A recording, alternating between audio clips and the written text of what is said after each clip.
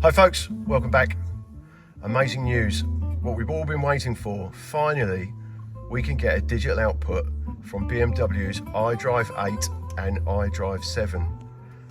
That's a 24-bit digital output.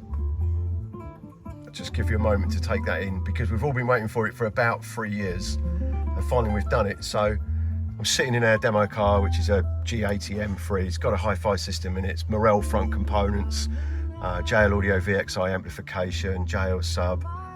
It's a really good system, but it's been running from the analog. But we've actually now taken out the HK amplifier and the Logic 7 part of the amplifier, installed a module, and we've now got a digital output from the head unit. I can't tell you how good it sounds. It's totally taken it to another level. Just show you the interface.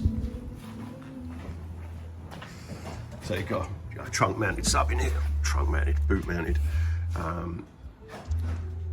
You can see we've taken out the RAM module, bass amplifier, so that's what normally runs the under seat subs if you've got Logic 7, so that's completely come out.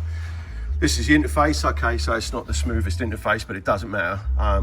We can individually adjust the indicator sounds, the parking gongs, the reverse sensors and front sensors. So we've got loads of control within that interface there over the new module. The module sits behind here.